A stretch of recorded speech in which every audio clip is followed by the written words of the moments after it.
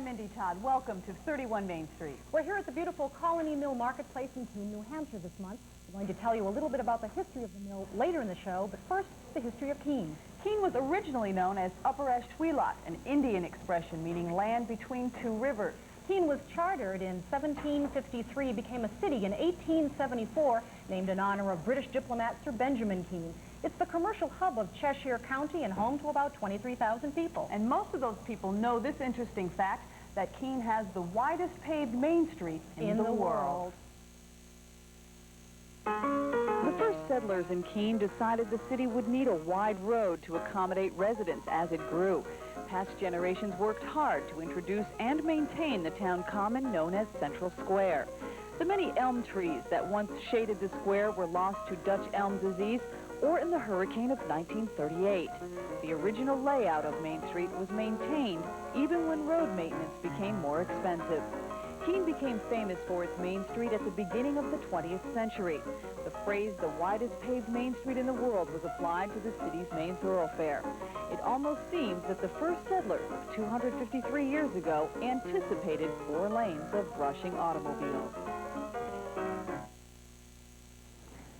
And of course, Diana, the Main Street has changed a lot since those early days. It underwent a revitalization last summer with new trees, shrubs. They fixed the sidewalks, the street itself, so it actually has changed a lot since those early days.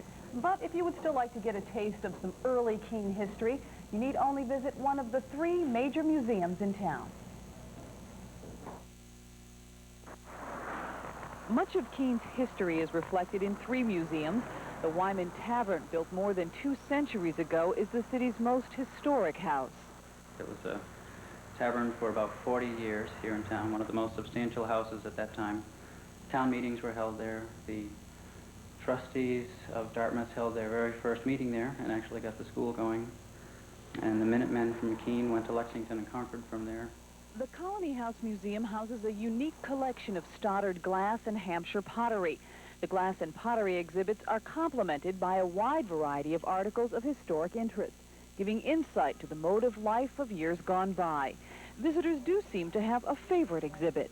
The glassware, just because of the colors of it and so forth. At that time, it was amber and different colors, and it's very attractive in the cases, and the fact that it was made by hand. All of this is made by glass blowers in the early part of the 1800s that makes it outstanding. The Colony House Museum on West Street is an 1819 home, a very fine example of the federal style, and it was the home of Keene's first mayor. When Keene became a city in 1874, the mayor lived there for many years. His name was Horatio Colony. Horatio's grandson, also named Horatio, was born and 77 years later died in the Horatio Colony House Museum. He was an eclectic, eccentric man who collected many different articles in his travels around the world. But he was known as the foremost collector of cribbage boards in the United States, and he has a fascinating collection of them. He has collections of all kinds of silver items, silver napkin rings, silver services, silverware. He has a very nice art collection, collections of furniture, rocks, and on and on and on. Every drawer, inkwells, every drawer of every desk holds something that he would collect somewhere, and various pieces in his travels and send back here or bring back here. Horatio's collections ranged from homespun Americana to exotic Orientals, from the practical to the aesthetic. Horatio wanted his home set up as a museum where visitors could get a feel for his lifestyle. Rooms are not roped off, and visitors are free to sit on the furniture. The museum can also be rented for many functions. Alan Rungrill of the Historical Society and Dick Peliquin of the Horatio Colony Museum that we spoke with. What I liked about the last museum is the fact that you can sit on the furniture. You can't do that in most museums. Diana, you really do get a feel for how Horatio lived, but the legacy doesn't end there. He also willed a 450-acre natural woodland preserve to be left in its natural state. It's located on West Hill and is open year-round for recreational activities. Those are the mountains you see just behind the Ramada Inn. That's right. In Keene. Okay, well, coming up next, indoor spring training, Keene style. Stay with us.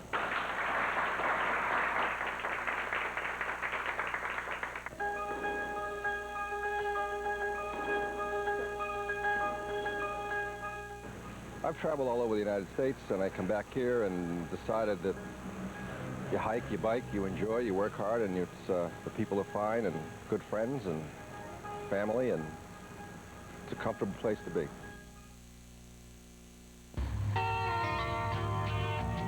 Good morning. It's a little chilly out there. Let's warm you up with some country music. You may think that I'm talking foolish. You've heard that I'm wild and I'm free. You may wonder how I can promise Jiffy Mart, for you and your best friend. I feel for you always will. This week's special, 2 Steam Mackenzie Franks with a regular-sized fountain drink for only 99 cents. We asked Saab 900 turbo drivers to describe their car's performance. Whoa! The way it's built. Its comfort. Roominess. And how they feel about their choice. But why ask? The car speaks for itself. Stop in today and test drive a Saab at Dean Hill Motors.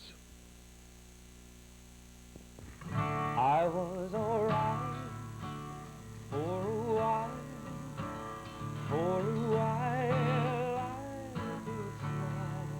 You know I'm not Roy Orbison, but if you love his music as much as I do, you'll want to join me, Al Alessi, and the band, April 23rd, his birthday, for a tribute to Roy Orbison at the Holiday Inn, White River Junction, Vermont.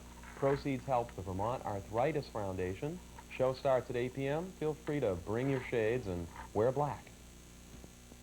This is where Zach and Lauren Fryer first made 2 different wishes on the very same star. And this is where every spring, Tom watches a new family of squirrels take over the birdhouse he just built. This is Lisa's place, where every so often she gets to sit, look out, and do absolutely nothing. You get a lot of living out of doors and windows. Here's where you find ours.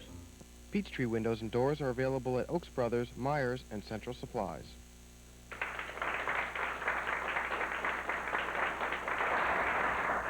We already know that Keene has the widest paved main street in the world. It is also the softball capital of the world. This summer, they'll be hosting a couple of national championships. That's right, and the Coolix women's softball team is hoping to take home a trophy. J.J. Chaffee visited them. They've already started training. Now to the 1988 national runner-up, Coolix, Keene, New Hampshire. Will the third time be the charm? For the past 2 years, the Coolix women's softball team has finished runner-up in the modified fast-pitch national championship. We were second. We lost to Dennis's of Staten Island. The previous year we played in Staten Island. We also lost to Dennis's. Almost identical national championship rounds each year. Charlie Beach spends a lot of time with softball. He not only coaches this team in the Greater Keene Softball League, but he's also the coach of the Keene State College women's team. As a matter of fact, a lot of these ladies are former Keene State players. Betty Miziazik is the team's leading pitcher and a Keene State Hall of Famer. A few of us have been together since 1980. I think the team started in 1979. So we do have a solid nucleus of people that have been together over a number of years. The softball season starts early for the Coolix team, so early that the fields aren't even ready. So they start their practices indoors. Well, it pays off. You start early and you start intensely, and I think if we can work hard early on in the season, if it be inside a gym or an alley gym upstairs, it's going to make the difference. Kim Miller and her teammates are competing at a very high level of softball. To do so, you have to have a very willing sponsor. These women feel fortunate to have Stan Plitka. Stan got involved in a very personal way. I have a sister on the team that I'm very proud of, and I like to see her go out there and play. The girls are a bunch of good girls. They're a class team. They give me the representation that I'm looking for. He's very dedicated. I don't think we could do as well if we didn't have the sponsor of Coolix Market. The money that they put into the organization is absolutely extraordinary. The cost of putting Pat Spicer and the rest of the team into the national tourney is extraordinary. It cost him nearly $7,000 the first year with uniforms and air travel. This team really is a family affair. Coach Beach's wife, Debbie, plays for him. It's a lot easier to play for him than to play for someone else because we hash things out at home, and I understand him, so I know what he's looking for when we're playing in the game. Actually, I needed another pitcher, so I asked her to marry me.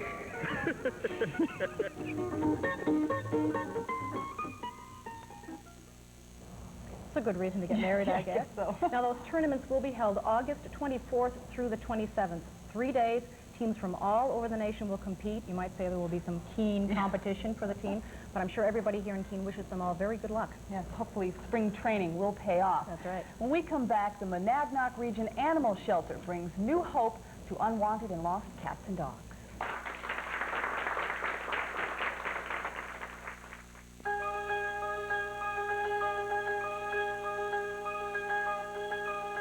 I live here for a lot of reasons. It's the right size town. It has a great combination of small town atmosphere with terrific facilities, and the people here are just genuinely community-oriented and nice people to live around. It's time for spring cleaning. Time for you to clean up on a new Pontiac at Miller Auto. With up to $1,500 cash back or low 2.9% APR financing. You'll also clean up on a great selection of new Chevrolets. Save thousands on a new Pontiac or Chevrolet during spring cleaning at Miller Auto in White River Junction. We go the extra mile. Despite being wonderful companions, my subject group scored low in all coordination skills, showed poor organization, and no decision-making abilities. Unless I can bridge the gap between us, this project will be canceled. Thank you. You're welcome.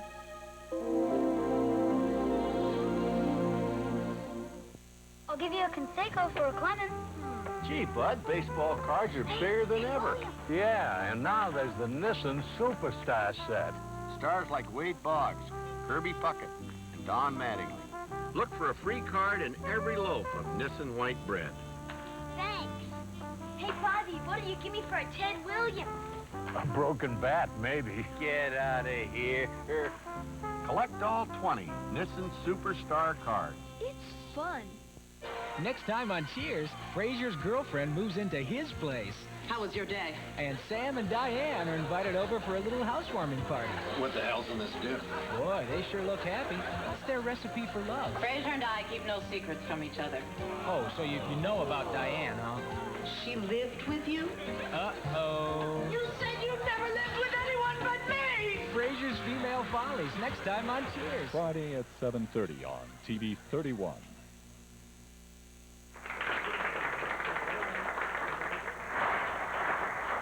Well, Diana, you and I are big animal lovers, so this next story really touches a soft spot in our hearts. That's right, and like most animal shelters, the Monadnock Region Animal Shelter is a very special place with a very special purpose. Dusty, a 2-year-old neutered male lab-hound mix, needs a home, and chances are he'll find one. Dusty is just one of the many lost or unwanted animals that have found their way to the Monadnock Region Animal Shelter here in West Swansea. The shelter has a no-kill policy, which means all of these dogs and cats will probably find new lives in new homes. Every adoptable animal that comes through our shelter does get adopted. Adoptability is the key here. Carol Arteta manages the shelter. She says it resorts to euthanasia only if a dog or cat is unadoptable. A dog that may bite a child, a wild cat that doesn't socialize, those types. All of our dogs here, we have 100% adoption on adoptable animals. The cats, unfortunately, it's only 90%. Last summer, we had 150 cats and kittens in this shelter. We're equipped to handle 35. So that tells you the overcrowding, and of course with the overcrowding comes sickness. So then you do have to euthanize some to save the others. The average length of stay here for a dog is 2 to 3 weeks. For a cat, 30 days.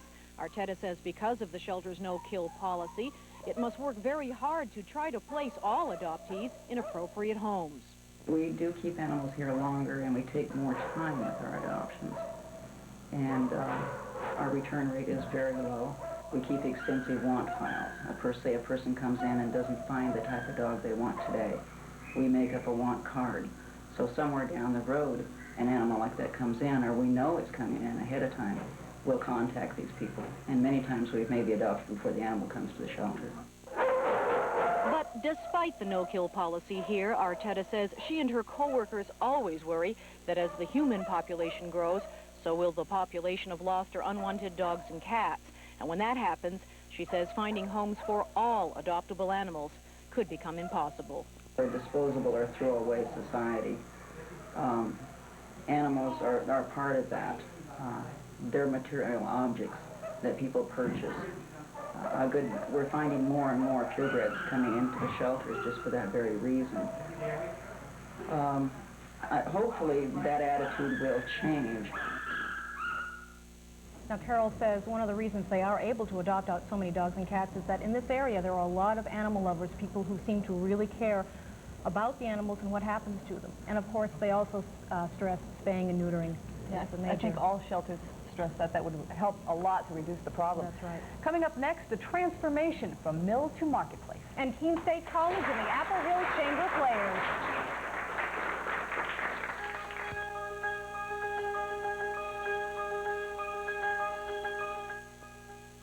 Well, there's a lot of things to do here, and the scenery's pretty, and I love the streets, and it's like a city in the country. I'd like to introduce you to a project here at the School Street School in Lebanon, which teaches children about the importance and value of recycling. The name of the project is Cans for Cash. 17,000 pounds of cans were brought in by students over a 2-month period. Ann Bouchard, Cans for Cash coordinator, and her volunteers helped Les Berry load his truck for delivery to the Clark Distributing Recycling Center. The immediate rewards for Lebanon school children may be a field trip or some kind of classroom enhancement. The long-range reward is a better environment for a generation aware of the importance of recycling.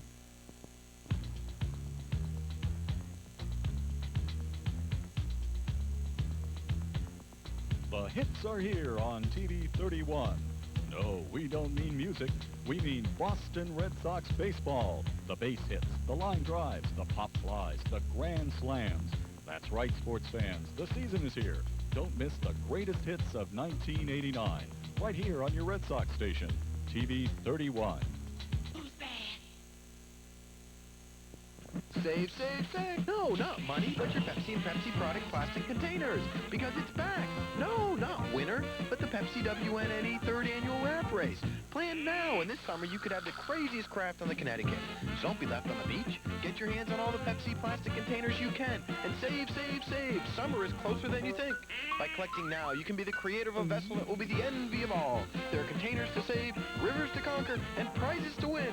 See you there. We live in a time that demands instantaneous communication worldwide. That makes fair, complete reporting of the news crucial every day. Bringing you thorough and accurate information is a responsibility we take very seriously.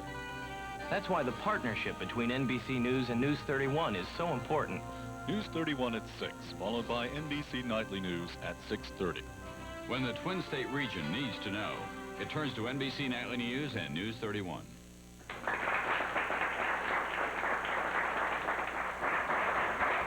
Diana, judging by the traffic we've seen here today, the Colony Mill Marketplace is quite a popular place for shopping and dining. That's right, but the fact that it once was a working woolen mill is not forgotten here.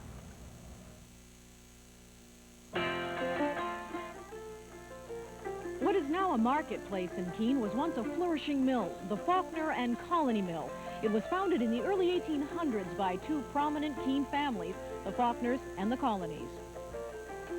They built a mill on this site, as I said, in the early 1800s. In 1825, the mill was destroyed by fire, and they built a new mill on the site, replacing it. That mill burnt again in 1838, and in that same year, they replaced it with part of the structure which stands today, a new brick mill. They made woolens, very fine woolens. They supplied the troops of the Civil Wars and both World Wars with the woolen materials for blankets, their uniforms, and so forth. But in 1953, synthetics took over the country, and the mill shut down. At the time that it closed, it was the second oldest woolen mill in the United States to be operated by the same family in the same location. Renovations started here in 1983, turning the mill into a retail center with 40 stores and restaurants, while at the same time retaining the functional beauty of this historic site. Most of the brickwork, wooden beams, floorboards, and piping are original. Past and present come together here. One only has to look around to see the history and feel its presence. What we have here basically is the original mill, and then glass partitioning off the stores, and to give it its true character. We wanted to keep it exactly as it was, and as close as we could possibly do that, and also turn it into retail. But the intent here was to really mold something into place that would be unique, and our ambition was to make it a landmark of New England. And that was Sandy McKay, who manages the marketplace, and Emma Ledger, who renovated the mill. And we can't talk about Keene without talking about Keene State College. That's right. And joining us here now is Ron Paradis, who's Director of College Relations. Thank you for joining us tonight. Thank you. It's good to be here.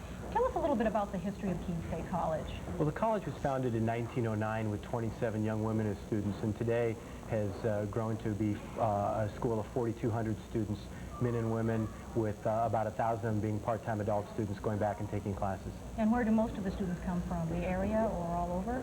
A little bit more than half of our students come from the state of New Hampshire, and the rest from elsewhere in New England. A lot, particularly the part-time students, of course, from the Keene area. It was known as a teaching college at one time. Tell us about that. That's right. It was founded as a Keene Normal School and then became Keene Teachers College, and it's only been 25 years since the name was changed to reflect the broader curriculum that's offered. It's now called, of course, Keene State College. And you have majors in just about, what, everything? That's right. Mostly the liberal arts and sciences, and, of course, still teacher education is the main area. I was going to say it's still a good place to become to learn how to become a teacher. Definitely. Yeah. Definitely. And another big part of the college is the Art Center on Brickyard Pond. Tell us about that. Well, yes, the Art Center on Brickyard Pond houses our academic disciplines in music, theater, art, and dance, and has performances every year in those different areas. There are actual classrooms in the building itself. Yes, classrooms and 4 studios. Do you have something planned for the summer, or is it pretty much just a school year type program? Most of the programs are during the school year. There are some during the summer, but once the school year gears back up, we have student performances and professional performances in theater, in dance, and in music. And how long has the Art Center been part of the school? Since 1981. Okay, well, thank you very much for joining us tonight. Thank you.